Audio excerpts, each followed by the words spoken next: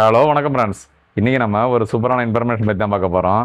அதாவது பார்த்திங்கன்னா, ஒரு சில பேருக்கு ரேஷன் கார்டு தொலைஞ்சிருக்கும். ஒரு சில பேருக்கு பார்த்திங்கன்னா ரேஷன் கார்டு கியூஆர் கோடை எடுக்காத அளவுக்கு சேதமாக இருக்கும். அதேமாதிரி ரேஷன் கார்டு இல்லைன்னா முன்னாடியெல்லாம் ரொம்ப ரிஸ்க்காக இருந்தது. இப்போ பார்த்திங்கன்னா அது எவ்வளோ ஈஸியாக வாங்கிக்கலாங்கிறத பற்றி தான், எவ்வளோ ஈஸியாக நம்ம மொபைல்லையே நம்ம அப்ளை பண்ணி நம்ம வீட்டுக்கு வர மாதிரியே ரெடி பண்ணிடலாம். அது சம்மந்தமாக தான் இந்த வீடியோ பார்க்க போகிறோம். வாங்க வீடியோக்குள்ளே போகலாம். அதுக்கு முன்னாடி நம்ம சேனலை சப்ஸ்கிரைப் பண்ணாதாங்க, கீழே இருக்க சப்ஸ்கிரைப் பண்ண கிளிக் பண்ணி சப்ஸ்கிரைப் பண்ணிங்க. பக்கத்தில் இருக்க பெல் ஐக்கானையும் கிளிக் பண்ணி ஆள்னு கொடுத்துக்கிட்டே நம்ம போடுற எல்லா வீடியோவும் உங்களுக்கு நோட்டிஃபிகேஷனாக வரும். வாங்க வீடியோக்குள்ளே போகலாம். முதல்ல கூகுள் க்ரோம் ஓப்பன் பண்ணிக்கிறோம். க்ரோம் ஓப்பன் பண்ணிவிட்டு அதில் போய் டிஎன்பிடிஎஸ் அப்படின்னு கொடுத்துக்கிட்டு ஓகே பண்ணிக்கிங்க. இதில் ஃபஸ்ட்டு இருக்க லிங்கை கிளிக் பண்ணிக்கிங்க. கிளிக் பண்ணிங்கன்னா இது மாதிரி ஒரு பேஜ் ஓப்பன் ஆகும். நம்ம வந்து இப்போ எப்படி பண்ண போகிறோம்னா, சைடில் நகல் மின்னணு அட்டை விண்ணப்பிக்க அப்படின்னு இருக்கு பாருங்கள், அதை கிளிக் பண்ணிக்கிங்க.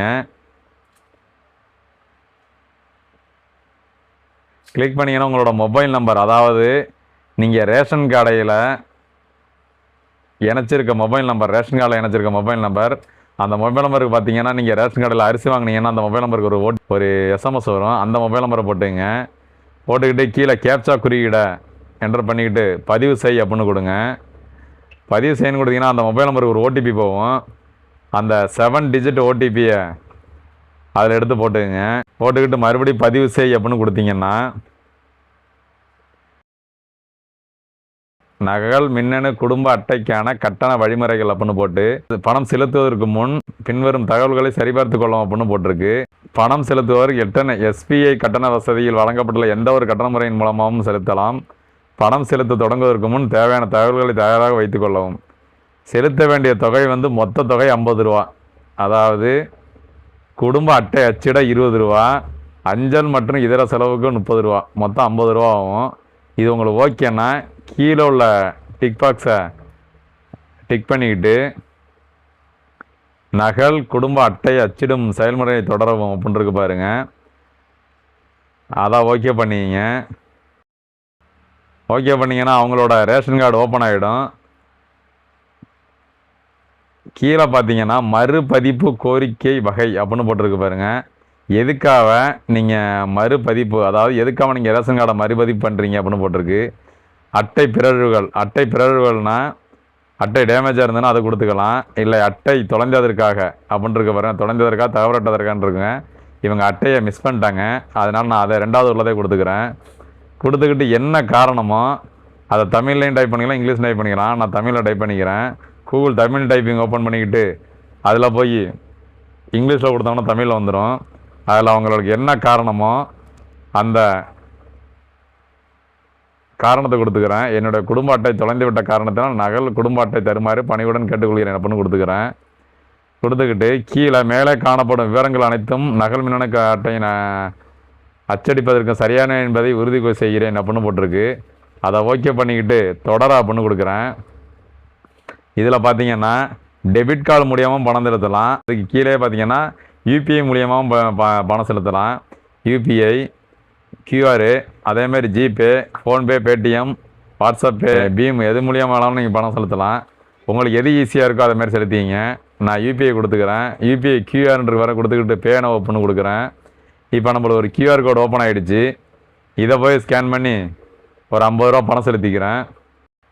50 ரூபா பணம் கட்டிட்டு ஓகே பண்ணனா இது மாதிரி ஒரு மெசேஜ் வந்துடும். குடும்ப அட்டை மறுபதிப்பு கட்டண ஒப்பையை, உங்கள் கோரிக்கைக்கான கட்டணம் ரூபாய் 50 வெற்றிகரமாக பெறப்பட்டது. உங்கள் குடும்ப அட்டை மறுபதிப்பு கோரிக்கை குறிப்பு எண், அந்த குறிப்பு எண்ணை மறந்துடாமல் சேவ் பண்ணி வச்சுக்கிங்க. டிபி வந்ததில் அந்த மொபைல் நம்பருக்கும் போயிருக்கும். அதனால் இந்த குறிப்பு எண்ணை மறந்துடாமல் சேவ் பண்ணி வச்சுக்கிட்டு முகப்பிற்கு செல்ல அப்படின்னு இருக்கு பாருங்கள். நான் இந்த குறிப்பு எண்ணை காப்பி பண்ணிக்கிறேன். காப்பி பண்ணிக்கிட்டு முகப்பிற்கு செல்ல அப்படின்னு இருக்குல்ல, அதை கொடுக்குறேன். இப்போ மெயின் பேஜ் ஓப்பன் ஆகிடுச்சு. அதில் நகல் மின்னணு குடும்ப அட்டை விண்ணப்பத்தின் நிலை அப்படின்னு வரேன், அதை கிளிக் பண்ணிக்கிறேன். இதில் போய் அந்த குறிப்பையை நான் பேஸ்ட் பண்ணிக்கிறேன். பதிவு செய்ய அப்படின்னு கொடுக்குறேன். இப்போ பார்த்தீங்கன்னா விண்ணப்பம் பதிவு செய்யப்பட்ட நிலை அப்படிங்கிறதுல இருக்குது.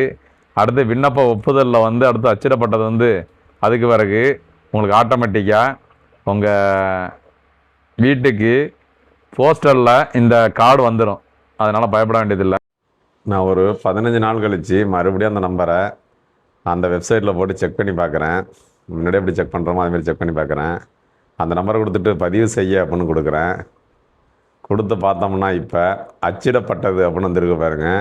நம்மளோட கார்டு வந்து வெற்றிகரமாக அச்சிடப்பட்டது அப்படின்னு வந்துருச்சு. இப்போ இனிமேல் பார்த்தீங்கன்னா உங்களுக்கு போஸ்டரில் அந்த கார்டு உங்கள் வீட்டுக்கே வந்துடும். அதில் நீங்கள் கவலைப்படாமல் இருக்கலாம். இங்கே அச்சிடப்பட்டதுன்னு வந்துட்டாலே நீங்கள் வீட்டுக்கு வந்துடும்.